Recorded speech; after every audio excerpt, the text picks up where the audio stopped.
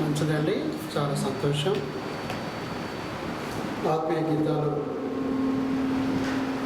పాడిన సహోదరులందరికీ కూడా హృదయపూర్వకమైనటువంటి ధన్యవాదాలు తెలియపరుస్తున్నాను. సమయంలో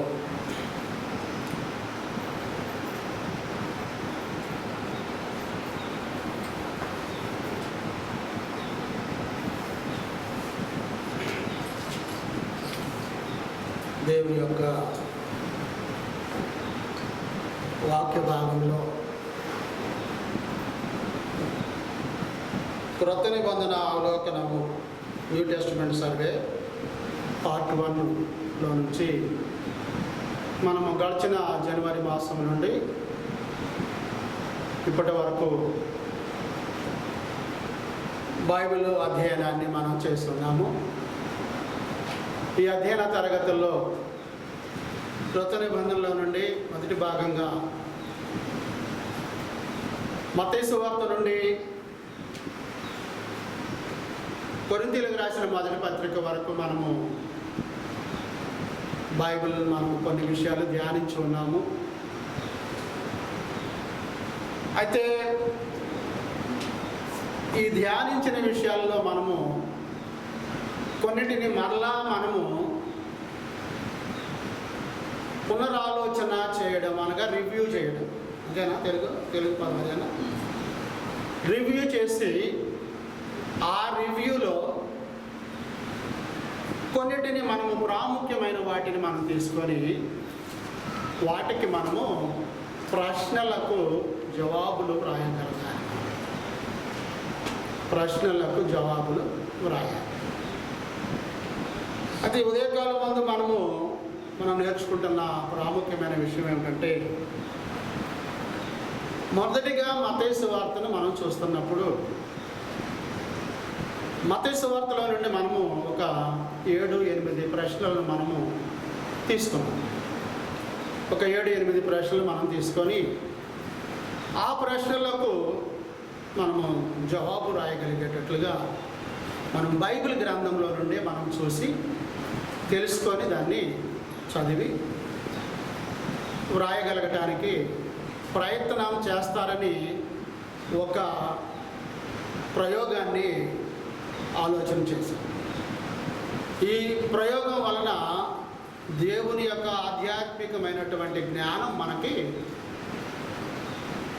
పెంపొందింప చేయడానికి ఉపయోగపడుతుందనే ఒక ఆలోచన. అంతేకాని రాసిన వాళ్ళేమో బైబిల్ పండితులు, రాయని వాళ్ళేమో బైబిల్ పామర్లు అనేది ఏమి లేదండి. దయచేసి అలాంటి డీవియేషన్ని మాత్రం దయచేసి పెట్టొద్దు ఎవరైనా కానీ సహోదరులు. ఎందుకంటే కొంచెం జ్ఞానం తెలిసిన వాళ్ళు ఉండొచ్చు, జ్ఞానం తెలియని వాళ్ళు ఉండొచ్చు. దేవుని దృష్టిలో అందరం ఒకటే కదా. మరి దేవుని ఆత్మ తెలియని వాళ్ళకి ఇచ్చాడు, తెలిసిన వాళ్ళకి ఇచ్చాడు. కాబట్టి ముందు మనం తెలుసుకోగలిగామంటే ధన్యులు. వాళ్ళు తెలుసుకోలేకపోయారంటే తెలుసుకోగలిగేటువంటి ధన్యత వారికి కూడా దేవుడు ఇస్తాడనేటువంటి గొప్ప నమ్మకంతో మనము వెళదామని మేము కొంత ఆలోచన చేసి ప్రార్థన చేసి దాన్ని బట్టి ఇది గతంలోనే చేయాలనే ఆలోచన ఉన్నది. కానీ నేను అప్పుడు దాని గురించి చేయడానికి ఆలోచన ఏంటంటే, అసలు ఎవరు దీనికి ఆసక్తి కలిగి ఉంటారు? మొదట ఇప్పుడు సంవత్సరం నా నుంచి వస్తున్నారు సార్. ఈ వచ్చేటువంటి వాళ్ళలో ఒకరోజు రాకపోవచ్చు, 2 రోజులు రాకపోవచ్చు, మళ్ళీ కంటిన్యూగా వస్తుంటారు కదా. అయితే వచ్చే వాళ్ళలో మేము కొంత నేర్చుకున్నాము అనేటువంటి వాళ్ళ సెల్ఫ్ విట్నెస్ కోసమే ఇక్కడ అర్థమైంది కదా. వాళ్ళ వ్యక్తిగతమైనటువంటి సాక్ష్యము, నాకు ఇదిగో ఇంత వచ్చు, నాకు మత్తయి సువార్తలో నాకు ఈ ప్రశ్న నాకు తెలుసు అని అనుకోవటం కొరకే. కానీ ఇదేమి అవార్డు కాదు, దీనికి ఏమి స్పెషల్ ఫండ్స్ కానీ లేకపోతే స్పెషల్గా మీకు ఆనరోనియం కానీ ఏమి ఇవ్వటాలు ఏమి కూడా ఏమి ఉండవండి. కాబట్టి మత్తయి సువార్తల నుంచి అలాగ ఒక 7 ప్రశ్నలు, తర్వాత మార్కు సువార్తల నుంచి ఒక 7 ప్రశ్నలు, లూకా సువార్తల నుంచి ఒక 7-8 కొంచెం పెద్ద చాప్టర్లుగా వచ్చాము. బహుశా 7-8 ప్రశ్నలు. అలాగే యోహాను సువార్తల నుంచి ఒక 7-8 ప్రశ్నలు. అలాగే తర్వాత అపోస్తల కార్యాలలో నుంచి కొన్ని ప్రశ్నలు, దాని తర్వాత కొరింథీయులకు రాసిన రోమా పత్రిక, దాని తర్వాత కొరింథీయులకు రాసిన పత్రికల నుంచి 7 ప్రశ్నలు, మొత్తం 7 పుస్తకాలు ఇవి. మత్తయి, మార్కు, లూకా, యోహాను, అపోస్తల కార్యాలు, రోమా, కొరింథీ, 7 పాఠాలండి, 7 పుస్తకాలు. 7 49 లాగా నేను వాటిని సిద్ధం చేసి దాన్ని ఒక ప్రశ్నాపత్రం లాగానే తయారు చేయించాను. ప్రింటెడ్ ఫామే ప్రింటే చేయించాను. ప్రింట్ చేయించి దాన్ని మీ ముందు ఉంచుదామని ఒక ఆలోచనతో వచ్చి ఉన్నాను. మరి దాని విషయంలో మీకు ఏమైనా సందేహాలు ఉంటే 1-2 విషయాల్లో మరి ఏదైనా చెప్పగలుగుతానంటే నేను దాన్ని ఒకవేళ అంటే ఇప్పుడు మార్చుకునేది ఏమి ఉండదు, కానీ వాస్తవంగా ఇట్లా అయితే బాగుంటుందేమో అని అంటే నెక్స్ట్ మనం దాన్ని కూడా మనము ఇంప్లిమెంటేషన్ చేయడానికి ప్రయత్నం చేద్దాం. అది కొంచెం సెల్లు మూసేస్తారండి, దయచేసి ఏమనుకోకుండా దయచేసి మూసేయండి. మిమ్మల్ని బ్రతిమాలుకుంటున్నాను, దయచేసి మూసేయండి. ఎమర్జెన్సీ కాల్స్ ఏమైనా వస్తే అప్పుడు వైబ్రేషన్లో పెట్టుకున్న దాన్ని చూద్దాం. మీరు ప్రార్థనకి వెళ్ళారని బైబిల్ క్లాస్కి ప్రార్థనకి వెళ్తామని చెప్పొచ్చారు ఇంటి దగ్గర, చెప్పారండి? మంచిది. ఎందుకంటే ప్రార్థనకి వెళ్ళాడు ఫోన్ ఎందుకు చేస్తారు అసలు? మా అయ్యగారు మా వారు వాక్యం చదువుతుంటాడు, లేదా మా వారు వాక్యం వింటాడు అనుకుంటారు కదా. కాబట్టి చాలా తక్కువగా ఉంటుంది. కాబట్టి ఆ విషయంలో దయ ఉంచి కొంచెం ఏమనుకోకండి.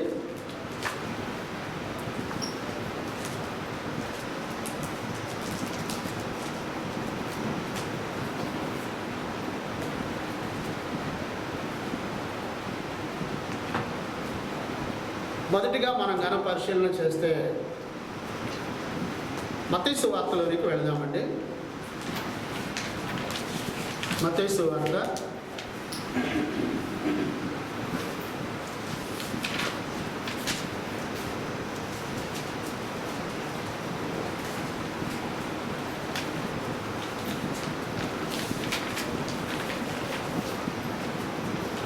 మొదటి పాఠము మనకి ఇవ్వబడిన పుస్తకంలో మొదటి అధ్యాయం నుంచి 7 అధ్యాయాల వరకు ఉన్న ఒక పాఠం ఉంది. దీంట్లో 1 నుంచి 7 అధ్యాయాలు ఒక పాఠం.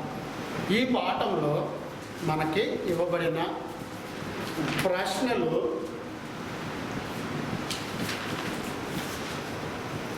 యేసు ఎక్కడ జన్మించాను? యేసు ఎక్కడ, మీరు చెప్పనవసరం లేదు, యేసు ఎక్కడ జన్మించాను. మనం కనుక పరిశీలన చేస్తే మనం బైబిల్ గ్రంథంలో మనము దాన్ని ఎక్కడ మనం చూస్తున్నాము? మత్తయి సువార్తలో చూస్తున్నాము. మత్తయి సువార్తలో 2వ అధ్యాయము 1 నుంచి 5 వచనాలు మనం చూస్తే మనకు కనబడుతుంది. రెండవది మీకా గ్రంథంలో 5వ అధ్యాయము 2వ వచనంలో అక్కడ ప్రవచనం మనకి కనబడుతుంది. ఫస్ట్ క్వశ్చన్ అయిపోయింది. ఇప్పుడు బైబిల్ చూడాల్సిన పని ఉందా? రాయొచ్చు కదా. నెక్స్ట్ నేను 15 ప్రశ్నలకు నేను బ్రీఫ్ ఎక్స్ప్లెనేషన్ ఇస్తాను. తర్వాత 15 ప్రశ్నలకు వీర బ్రహ్మం గారు ఇస్తారు. తర్వాత 15 లేదా మిగిలిన రిమైనింగ్ 20 ప్రశ్నలకు కోటేశ్వరరావు గారు. ఇంతే, నేను చెప్పినట్టే. ఇంకా అడిషనల్గా ఎక్కడికి కూడా వెళ్ళకండి, ఎందుకంటే టైం సరిపోదు. యేసు ఎక్కడ జన్మించను వాక్యంలో మత్తయి సువార్త 1 నుంచి 5 వచనం, మీకా గ్రంథంలో ప్రవచనం ఫినిష్ అయిపోయింది. ఇక మీకా గ్రంథంలో అప్పుడు చెప్పారు, ప్రవచనాలు చెప్పారు, అవి చెప్పారు, ఇదంతా మనకి బ్యాక్గ్రౌండ్, ప్రీవియస్ బ్యాక్గ్రౌండ్ మ్యాటర్ మనకి అవసరం. రెండవది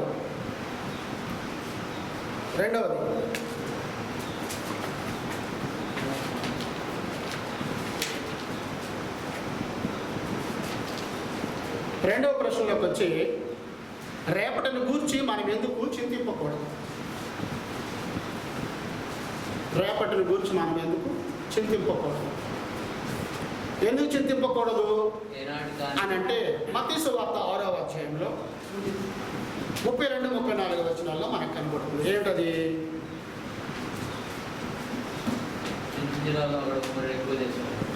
ఒకడు కాబట్టి ఆ రెఫరెన్స్ మనము కోడ్ చేసుకోవాలి. మత్తయి సువార్త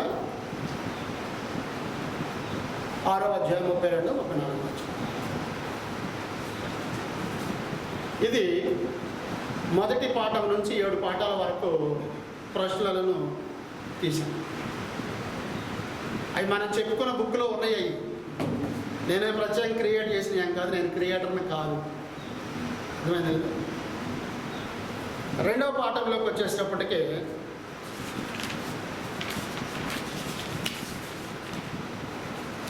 రెండవ పాఠం అంటే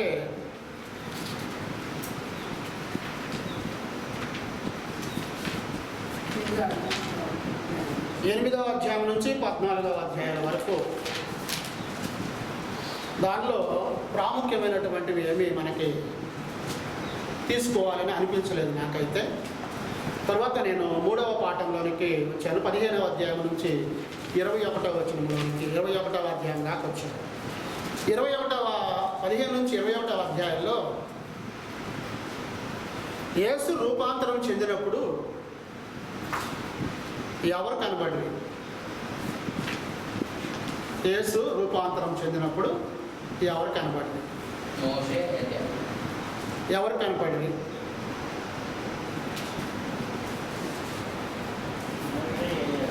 ఎవరెవరు కనపడ్డారు అక్కడ? మోషే, ఏలియా. కోట్ చేయాలిగా మరి. ఇప్పుడు రిఫరెన్స్ కోట్ చేయాలి కదా. మత్తయి సువార్త 17వ అధ్యాయము 3వ వచనము, లూకా సువార్త 9వ అధ్యాయము 30 నుంచి 31 వచనం. ఫినిష్ అయిపోయింది. నేను బైబిల్లో రిఫరెన్స్ చదవట్లేదు, నేను చదవట్లేదు. ఆల్రెడీ నోట్ చేసుకుంటున్నాను చాలామంది, నేను కాదనే దానికి. ఎందుకనంటే ఇప్పుడు నువ్వు ఇక్కడ నోట్ చేసుకున్నది చూడటం కన్నా అక్కడ నోట్ చేసుకున్న ఆ రెఫరెన్స్ని నువ్వు నీ దగ్గర ఉన్న బైబిల్లో చూసి రాయి. అప్పుడు మనం బైబిల్ చదివినట్టు. ఇప్పుడు నువ్వు రాసుకున్నావు అనుకో, సపోజ్ రాసుకోగానే నీకు నా దగ్గర ఉన్న పేపర్ ఇచ్చాను అనుకో, ఇంకా అది కోట్ చేసి పెడతావు. నువ్వు బైబిల్ తీయవు ఇంక. ఇప్పుడు దీన్ని బట్టి బైబిల్ తీయవు కదా. మన కాన్సెప్ట్ ఏంటి? బైబిల్ తీసి ఆ బైబిల్లో అది మనము చూడాలి. ఇప్పుడు నేను డైరెక్ట్గా మీకు నేను ఆన్సర్లే చెప్తున్నాను, అట్లా రాస్తున్నాను. మరి ప్రశ్నలు చెప్తున్నాను కానీ మరి ఇప్పుడు నేను ఆన్సర్లు చెప్పుకుంటుంటే బాగుంటుందేమో ఈ లెక్కన కదా. అంటే నేను చాప్టర్లు చెబుతున్నాను అంటే మీరు చాప్టర్లు తిరిగేయడం కూడా కష్టంగా ఉంటుంది.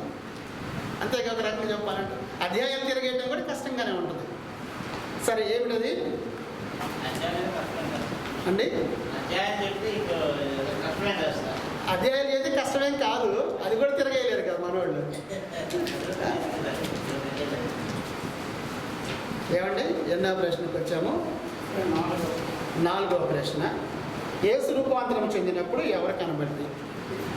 నెక్స్ట్ తర్వాత ప్రశ్న, యేసు స్వస్థపరిచిన 2 గుడ్డివారు ఆయనను ఏమని పిలుచురి?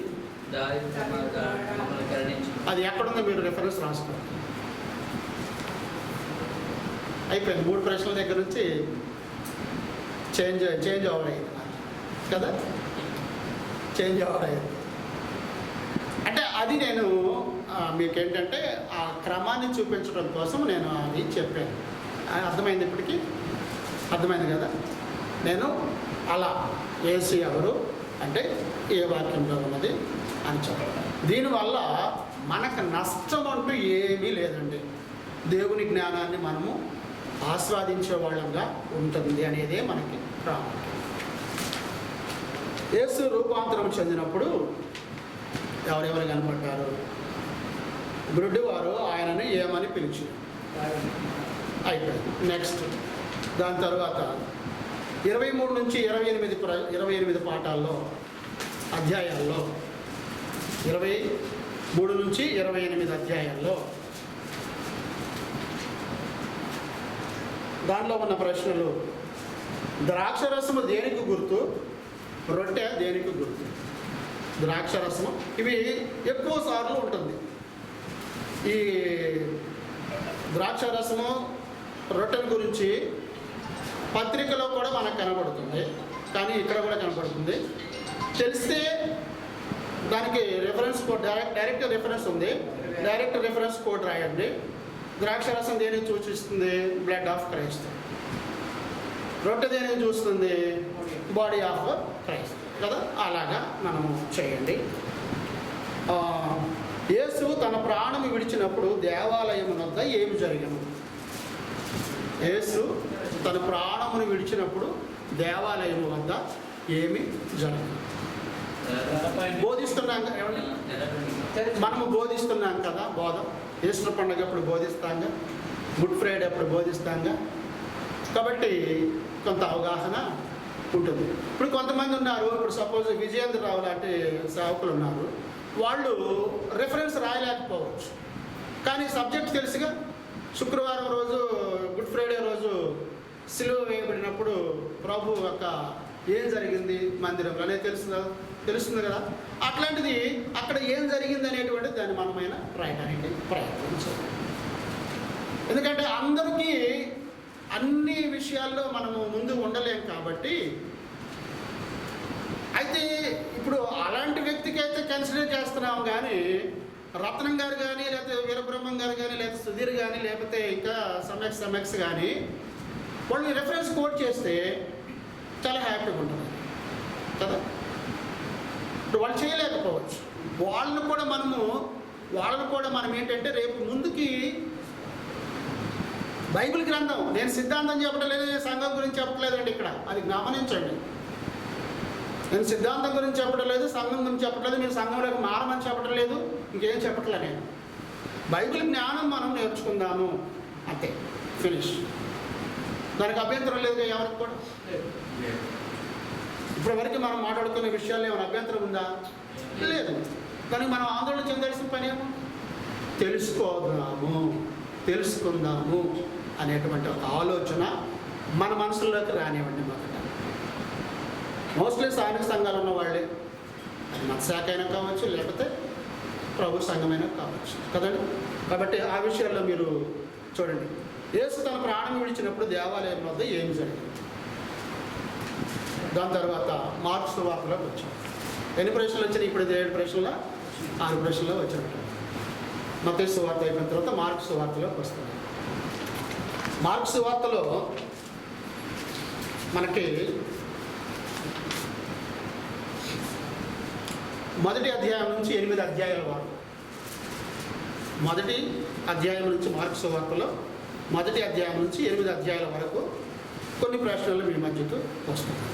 అందులో మొదటిది, యేసు బాప్తిసం పొందిన తరువాత స్వరము ఏమి చెప్పాను? యేసు బాప్తిసం పొందిన తర్వాత స్వరము ఏమి చెప్పాను? ఇంకంతే. దానికి రిఫరెన్స్ అందించగలిగితే అందించు. రిఫరెన్స్ అందించలేని పరిస్థితి ఉన్నాం అనుకో, అక్కడ ఏం చెప్పింది, అక్కడ ఏం స్వరం విన్నాడు, మనం ఏమి విన్నాము, పరిశుద్ధ గ్రంథంలో మనం చెప్పినప్పుడు ఏమి మనం చెప్పాము మనకు గుర్తు రావాలి కదా. అందుకొరకు ఆ ప్రశ్న అంటే మెయిన్లీ దీని ఉద్దేశం ఏంటంటే ఎక్కువ ప్రాధాన్యత కలిగిన వాటిని మనం చూపిస్తున్నాము. అన్ని ప్రశ్నలు వస్తాయి, ప్రతిదానికి ప్రశ్న వస్తుంది, కానీ ప్రాముఖ్యత కలిగినటువంటి వాటిని మనం చూస్తున్నాం ఇక్కడ. తర్వాత ఈ 1 నుంచి 8 అధ్యాయాల్లో మార్కు సువార్తలో రెండవ ప్రశ్న, కపెర్నహూములో యేసు ఏమి బోధించాను? కపెర్నహూములో యేసు ఏమి బోధించాను అనేది జవాబు రాయాలి. కపెర్నహూములో యేసు ఏమి బోధించను అని అంటే మనం ఏమి రాయాలి అనేది మనము చెప్పాలి. క్రీస్తు సంఘంలో బోధించే బోధకులైతే అక్కడ ఖచ్చితంగా రెఫరెన్స్ రాయాలి.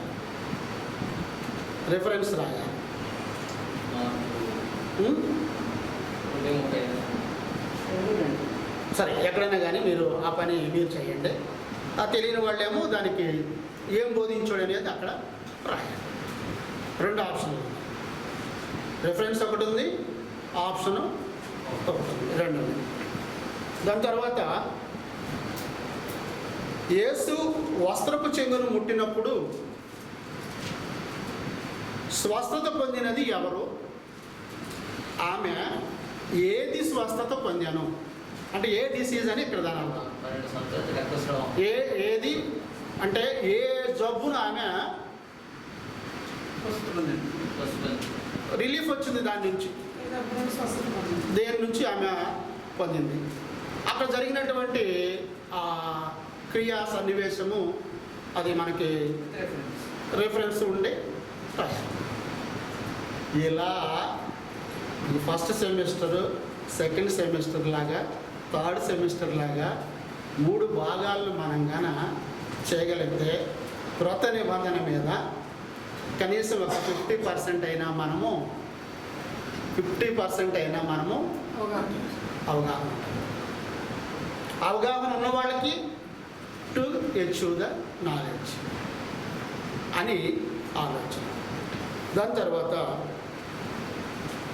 చూడండి నెక్స్ట్ అందులోనే 1వ అధ్యాయం నుంచి 8వ అధ్యాయం వరకు 4,000 మందికి ఆహారం పెట్టుటకు ఎన్ని రొట్టెలు వాడబడెను? 4,000 మందికి ఆహారం పెట్టుటకు ఎన్ని రొట్టెలు వాడబడెను? అది మార్క్స్ వార్తలో 1వ అధ్యాయం నుంచి 8వ అధ్యాయంలో మనకు అది కనబడుతుంది. ఎన్ని రొట్టెలు వాడబడెను, ఇంకెన్ని అనేది ఇక మీరు ప్రమోట్ చేయకండి వద్దు.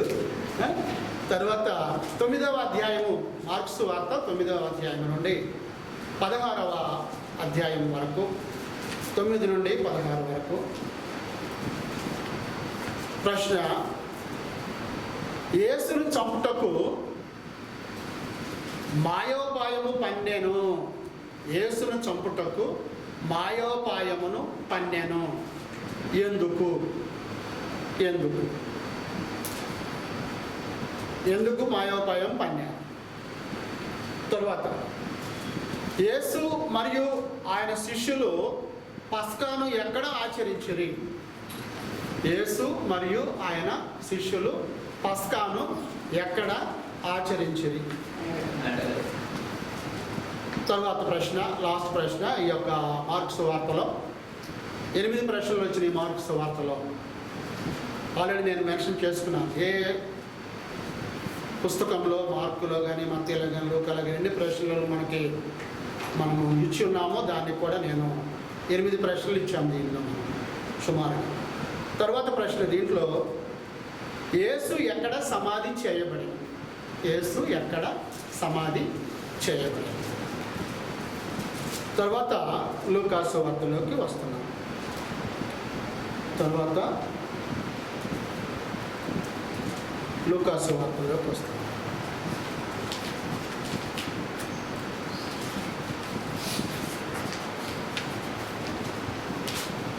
లూకాసు వార్త 1వ అధ్యాయం నుండి 6వ అధ్యాయం వరకు, 1వ అధ్యాయం నుండి 6వ అధ్యాయం వరకు.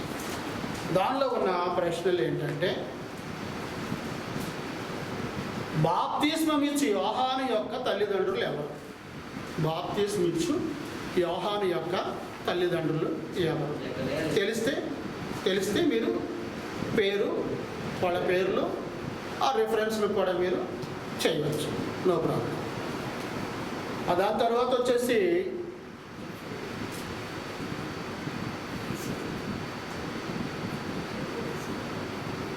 యేసు ఎక్కడ పెరిగాను? ఎక్కడ పెరిగాను? వాక్యము దాని రిఫరెన్స్. దాని తర్వాత ఇది లూకాసు వార్తే కదండి. లూకాసు వార్తలో 4వ అధ్యాయము 43వ వచనంలో ఆయన పంపబడిన ఉద్దేశం ఏమని యేసు చెప్పాను. ఆయన పంపబడిన ఉద్దేశము ఏంటని యేసు ప్రభువు వారు చెప్పాడు. ఆ వచనం చదివితేనే మనకు అర్థమైంది జవాబు. ఇక్కడ వచనం ఇచ్చాం, కోడ్ ఇచ్చాం మేమే. ఆ వచనం చదివితే ఎందుకు పంపబడ్డాడో మనకి అర్థమవుతుంది. దాని తర్వాత 7 నుంచి 12 అధ్యాయాలలో మనం చూడబోతున్న ప్రశ్నలు యోహాను శిష్యులు ఏ ప్రశ్న అడిగిరి? యోహాను శిష్యులు ఏ ప్రశ్న అడిగిరి? ఎవరిని? యేసు ప్రభు వారిని అడిగారు. ఏ ప్రశ్న అడిగారు? ఏమడిగారు వాళ్ళు? Next next next next next దాని తర్వాత గెరసీనీయుని పట్టిన దయ్యముల పేరు ఏమి? గెరాసీన్ అనేటువంటిది ఆ దయ్యము పట్టిన దయ్యముల పేరు ఏమి? తరువాత యేసు తన పరిచర్యలో ఏ 2 సంగతులు చేశాను? యేసు తన పరిచర్యలో ఏ 2 సంగతులు చేశాను?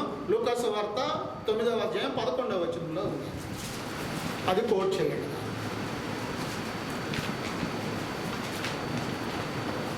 దాని తర్వాత చివరి ప్రశ్న ఇందులో, యేసు ఎందుకు ఆనందించను? యేసు ఎందుకు ఆనందించను? లూకా సువార్త 10వ అధ్యాయము 21వ వచనం.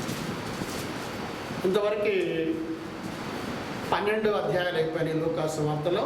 13 నుంచి 18 అధ్యాయాలు వరకు నేను తెలియజేస్తాను. తరువాత యేసు బోధించినప్పుడు ఎంతమంది రక్షణ పొందుచుండిరి? యేసు బోధించినప్పుడు ఎంతమంది రక్షణ పొందుచుండిరి? లూకా సువార్త 13వ అధ్యాయము 23వ వచనం. లూకా సువార్త 13వ అధ్యాయము 23వ వచనములో అక్కడ మనకి కనబడుతుంది. దాని తర్వాత పరిసయ్యుని ప్రార్థనలో సమస్య ఏంటి? పరిసయ్యుని ప్రార్థనలో సమస్య ఏమిటి? తెలుసుగా మనకి. పరిసయ్యుడు ఏం చేస్తాడు అనేది మనకి అక్కడ తెలియాలి. దాని తర్వాత 19వ అధ్యాయం, లూకా సువార్త 19వ అధ్యాయం నుండి 24వ అధ్యాయం వరకు మనం కొన్ని ప్రశ్నలు మనం చూసినప్పుడు, యేసు ఎందుకు వచ్చెను? యేసు ఎందుకు వచ్చెను? లూకా సువార్త 19వ అధ్యాయం 10వ వచనంలో మనకి ఎందుకు వచ్చింది అనేది అక్కడ చెప్పింది. దాని తర్వాత విధవరాలు మిగిలిన వారి కంటే ఎక్కువగా ఎట్లు ఇచ్చెను? విధవరాలు మిగిలిన వారి కంటే ఎక్కువగా ఎలా ఇచ్చెను? విధవరాలు ఇచ్చే కానుక విషయంలో మనం దాన్ని చూద్దాం. దాని తర్వాత లూకా సువార్త 24వ అధ్యాయంలో 44వ వచనం యొక్క అర్థం ఏంటి? లూకా సువార్త 24వ అధ్యాయము 44వ వచనం యొక్క అర్థం ఏమిటి? అయిపోయింది. దాని తర్వాత యోహాను సువార్త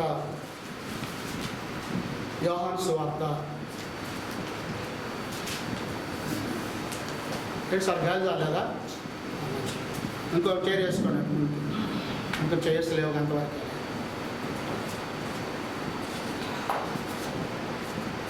యోహాను సువార్త మొదటి అధ్యాయం నుంచి 5వ అధ్యాయాల వరకు. మొదటి అధ్యాయము నుంచి 5వ అధ్యాయంలో మనకి ప్రశ్న ఏంటంటే, వాక్యము ఎవరు? వాక్యము ఎవరు? రెండవ ప్రశ్న దానిలోనే యోహాను సువార్తలో,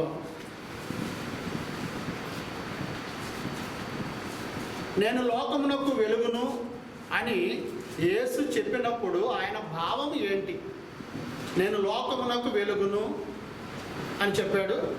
ఆయన యొక్క భావం ఏంటి ఆ వెలుగునని చెప్పే దాంట్లో అనేది ఒక ప్రశ్న. దాని తర్వాత 3వ ప్రశ్న దీంట్లో, గొర్రెల కాపరి తన గొర్రెలను ఎట్లు ఎరుగును? గొర్రెల కాపరి తన గొర్రెలను ఎట్లు ఎరుగును? తర్వాత ప్రశ్న, ప్రతిష్ఠిత పండుగ అనగానేమి? ప్రతిష్ఠిత పండుగ అనగానేమి? దాని తర్వాత యేసు ఎందుకు కన్నీళ్లు విడిచెను? యోహాను సువార్తలో ఉంది. నెక్స్ట్ తర్వాత బేతనీయలో ఆయన ఎక్కడికి వెళ్ళాను? బేతనీయలో ఆయన ఎక్కడికి వెళ్ళాను? సరే. తర్వాత 13-17 వచ్చిన 13-17 అధ్యాయాల్లో మొదటి ప్రశ్న, యేసు తనను అప్పగించు వారిని ఎట్లు గుర్తించను. నెక్స్ట్ 1 నుంచి 6 వచనములలో యేసు ఏమి మాట్లాడుచున్నాడు? 6 వచనాల్లో యేసు ఏం మాట్లాడుతున్నాడు? తర్వాత ప్రశ్న, దాసుడు మరియు స్నేహితుడు మధ్య తేడా ఏంటి? దాసుడు మరియు స్నేహితుడు మధ్య తేడా ఏంటి? తర్వాత 18 నుంచి 22 అధ్యాయాల్లో నేనే ఆయనని చెప్పుగా వారెందుకు వెనుకకు తగ్గిరి? నేనే ఆయనని చెప్పగా వారెందుకు వెనుకకు తగ్గిరి? తరువాత యేసు ఎక్కడ సిలువ వేయబడెను? ఫినిష్, అయిపోయింది. నెక్స్ట్ అపోస్తల కార్యాల గ్రంథము, రోమపత్రిక, కొరింథీయులకు రాసిన పత్రిక. అపోస్తల కార్యాల గ్రంథం కూడా నేనే చెప్తాను, తర్వాత చెరొక బుక్ని వాళ్ళకి ఇస్తాను. ఓకే,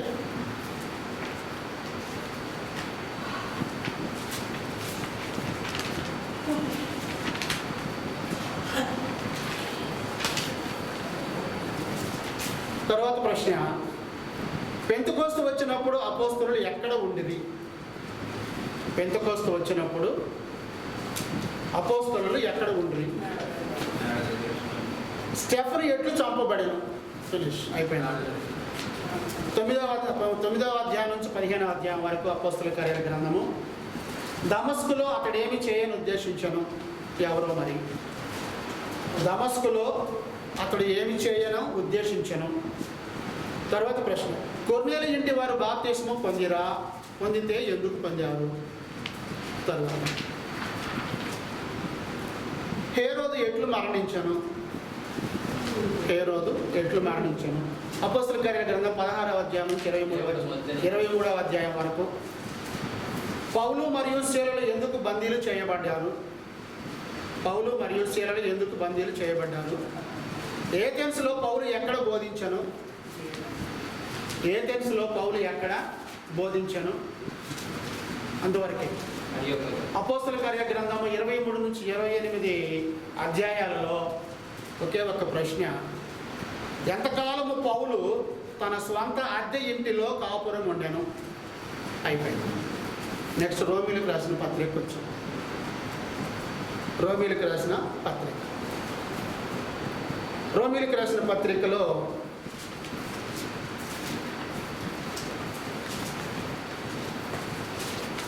మన ప్రియులు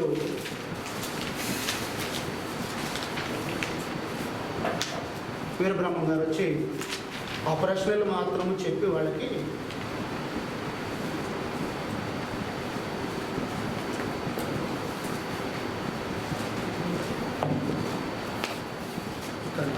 రౌండ్ అప్ చేసి తర్వాత ఈ అధ్యాయం చెప్పండి, 4 నుంచి 7 అధ్యాయాల వరకు ప్రశ్న. అది అయిపోయిన తర్వాత మళ్ళీ రౌండ్ అప్ చేసిన ప్రశ్నలు, ఎందుకంటే మనకి మళ్ళీ ఐడెంటిఫై కావాలి కదా మళ్ళీ.